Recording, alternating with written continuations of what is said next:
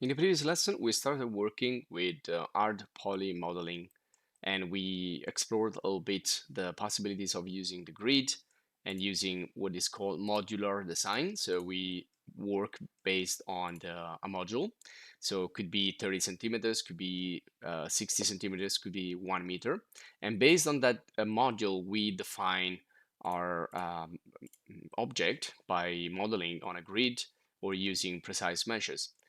And this is, again, what is called modular design.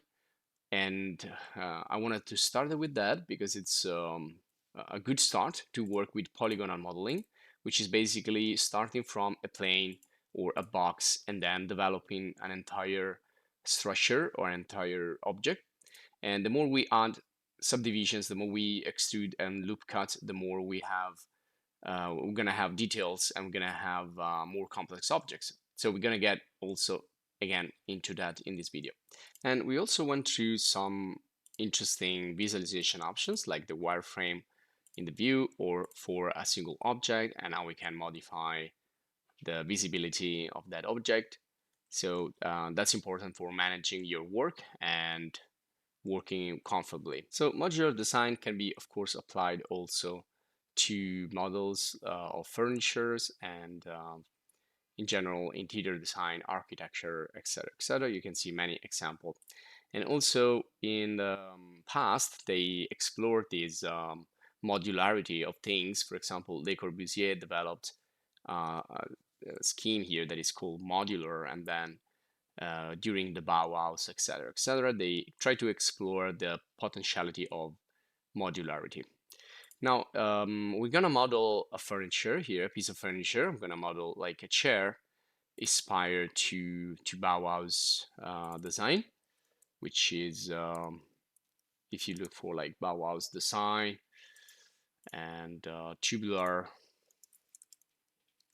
shapes, they created like structures for chair, for example, using pipe essentially, and we can recreate that in Blender using a modular design.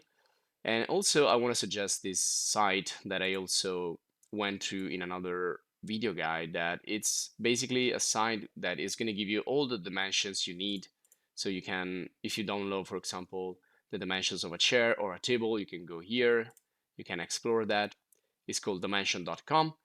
And again, we already talked about this site in another video that you can find in the channel.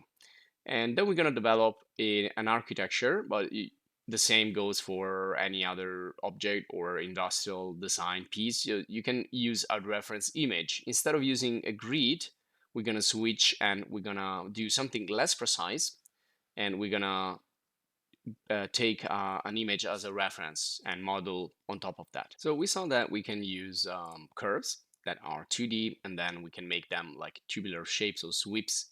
But you can also do something else. You can use another object, and that can be turned into curves and then back into meshes.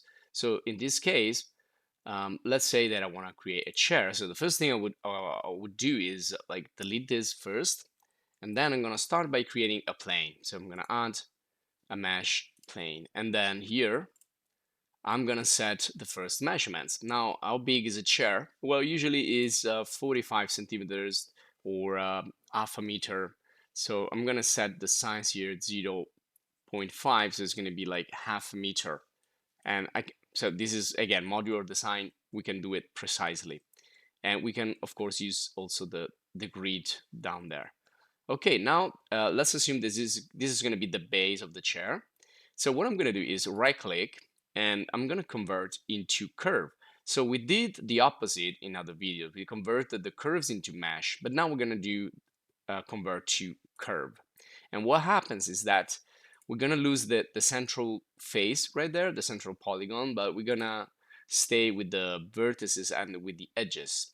So I'm gonna go into edit mode, and I'm gonna delete one of these segments. So for example, I can select these two, which define one segment right here. And you can either delete, or you can also separate. Separate, it's also something that is useful, because by separating, we're gonna keep also the other piece that we want to remove. So instead of deleting it, we're going to keep it right there. Maybe it could be useful later. And so separate, that's another good editing tool. Okay, now that we have this base, so say I want to go up and continue the chair. So I'm going to go to edit mode again. And I'm going to extrude, but I cannot extrude only one. I'm going to extrude these two and kind of creating a symmetrical situation here. So I'm going to press the extrude, or let me just activate screencast keys, press E and go up. Now to go perfectly up, we can press the Z. We can always adjust that later. Now, how much do I need to go up? Well, again, it's usually 45 or let's make it half a meter also here, but usually the chair are a little bit smaller, but you know, I'm gonna do it like this right now, but I can always readjust it. So you can see again, thanks to measurements, thanks to the grid, we can be really precise and we can proceed with the module design. So let me go here on the side view, and let's say I want to go back now in this other direction. So I'm gonna press E again, and you can see I can extend these two lines going on this direction. And again, I want to make it, well, around 45. If I want to use, let me exit here. If I want to use this snapping to the grid, I can then continue with the modular design. So press E, and you can see now I'm snapping around, and you can see up there also the measures if you want to be more precise. So this is about 45. So I'm gonna stop right there. And now I want to go up. So again, I'm going to extrude and go all the way up. So you can see the profile here of the chair. And let's say I want to maybe, well, I can always fix it. I can position it there and then move. And I just want to snap here around the middle of that. Okay, so you can see we're starting to have our profile. Now, how do I close that back again? You can right click and you can toggle cyclic, or you can also create a segment right there, but let's do it with cyclic. So it's gonna be a closed shape, and this is a 3D curve right now. So we can proceed with this, and we can make a tubular shape. So we can go to object mode and make this as a let's say here geometry and depth. So I can put right there something really small, so maybe it's gonna be like 1 centimeters tubular shape. And also we can increase the resolution. You can see right here. So if you drop it down, it's gonna be like more squared. Otherwise, if you increase it, it's gonna be more curvy. Okay, and I can use this as a base also. So if I let's, for example, here create another plane. So I'm gonna go mesh and then plane. Okay, and then we can use this as a base to model. And in this case, we're going to go to polygonal modeling, and we're going to use the edges. So I'm going to take that edge and I'm going to extrude this time the entire face. And I can use, I think now it's better to use the vertex snap. Okay, so we will snap. You can see we're going to go up first.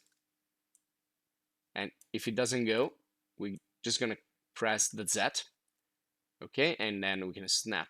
But here we have a lot of faces for now, because that's we have a lot of points in there. So maybe now it's better to use the snapping to the grid, or we can readjust it later.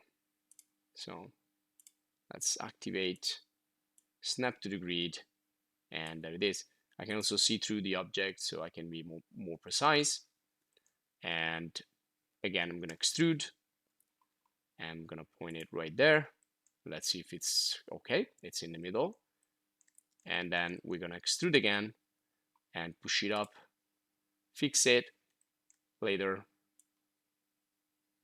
There you go. And make sure it's in the center. So now we have like the structure and the middle part, which could be